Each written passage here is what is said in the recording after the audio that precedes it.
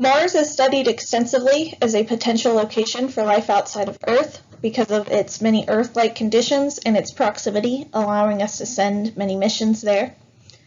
Methane pockets have been detected in the Martian atmosphere, which are likely continually produced, otherwise they would diffuse throughout the atmosphere. There are abiotic explanations, for instance serpentinization reactions, but a biological explanation has not yet been ruled out. On Earth, the largest producers of methane are anaerobic archaea, known as methanogens, which makes them a common candidate for a biological explanation of the methane on Mars. These organisms can survive and grow under various Mars-like conditions, including temperature, pressure, UVC radiation, and salt concentrations. However, many of these organisms are hydrogenotropic, meaning they use molecular hydrogen as their primary energy source. The concentration of molecular hydrogen is either unknown or not high enough to be detected on Mars, and so this rules it out as a metabolism pathway. However, if these organisms were able to utilize a different form of hydrogen, this could provide an explanation for the methane on Mars. Two of these potential alternative sources include zero-valent iron and basalt. They are both found on Mars and can react with water to form molecular hydrogen. However, these reactions are not normally thermodynamically favorable, but are favorable when the molecular hydrogen is continually removed, for instance by an organism. This experiment aimed to test whether 4 methanogenic archaea could utilize either zero-valent iron or basalt in their ideal media in order to produce methane gas. These 4 organisms were Methanothermobacter wolffii, Methanosarcina barkeri, Methanobacterium formicicum, and Methanococcus maripaludis. There were 2 experimental groups, each containing an alternative hydrogen source without molecular hydrogen present. The zero-valent iron was provided by a stainless steel nail, and basalt provided by a mixture mimicking that found on Mars. These were pressurized with CO2 gas to 200 kilopascals, as these samples are normally pressurized using the hydrogen gas. The sample with no hydrogen is used as a baseline for no growth, and the samples containing the alternative hydrogen source and molecular hydrogen are there to determine if there are any extraneous effects caused by the alternative hydrogen sources. The organisms were prepared with their ideal media created in an anaerobic chamber in order to remove any oxygen from the solutions. They were left to deoxygenate in the chamber for about 24 hours. The chamber contained molecular hydrogen as part of its gas mixture, so to remove that, the samples were bubbled with CO2. They were then stoppered, crimped, and autoclaved, and then inoculated from stock solutions that were prepared 2 weeks prior. The stock solutions were prepared with molecular hydrogen, so this had to be removed. The cells were centrifuged and washed, and then resuspended in molecular hydrogen-free media before inoculation.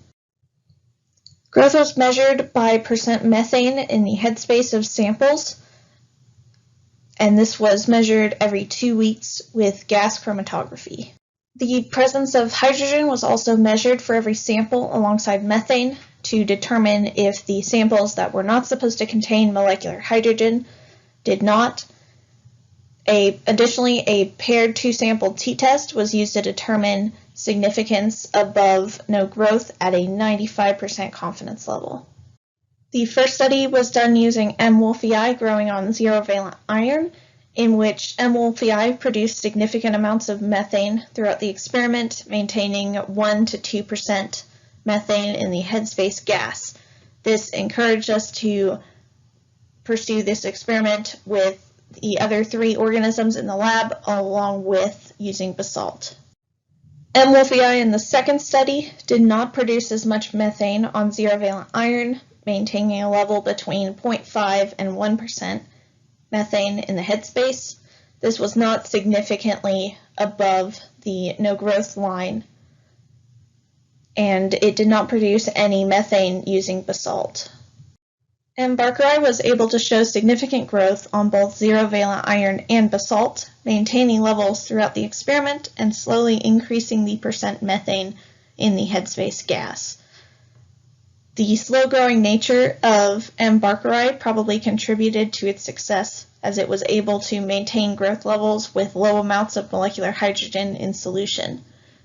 This result is backed by a previous study using a different form of iron to grow AbGradCon that was successful.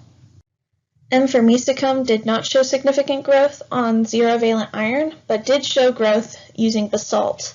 A 2009 study directly contradicts this result, showing that M-formicicum could not utilize basalt. I could not find any discrepancies in the studies indicating why mine would produce methane and the previous study did not, so I believe that further study needs to be done to truly determine whether M-formicicum can use basalt as an alternative hydrogen source. M. maripollutis showed high levels of growth and methane production using zero-valent iron and none using basalt. M. maripollutis produced the most amount of methane using any of the alternative sources, rising up to 8% methane in the headspace gas.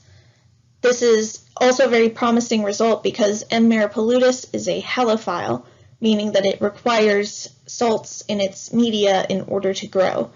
So not only did it produce methane using zero-valent iron, it did so under a briny solution, which is likely what is found on Mars. All of the organisms showed growth curves expected for their species, and for the samples that grew using alternative hydrogen sources, the growth was sustained over time. So this is likely not the result of residual methane left over from transfer of the stock solution. Additionally, some samples showed some initial levels of molecular hydrogen in the gas chromatograph readings. This is likely due to residual amounts in the media from the stock transfer. None of these persisted after the second measurement at 28 days, so it's likely not the explanation for the methane production on the alternative hydrogen sources. Zero-valent iron and basalt likely produced very low levels of molecular hydrogen, which resulted in the lower levels of growth seen by all of the organisms that grew on the alternative hydrogen sources, mainly because these reactions are only favorable once a large amount of molecular hydrogen is removed. This is also likely why we didn't see it in the measurements of hydrogen gas. It was at low enough levels to not be detected. These results do demonstrate that some methanogens are able to utilize an alternative hydrogen source in the presence of water to produce molecular hydrogen and can grow on these levels. This is particularly relevant for the field of astrobiology, as these organisms could utilize a hydrogen source that is found on Mars. Further studies need to be done to test whether this holds true under more Mars-like conditions. I'd like to thank the University of Arkansas Honors College Grant and Undergraduate Research Grant for supporting this research.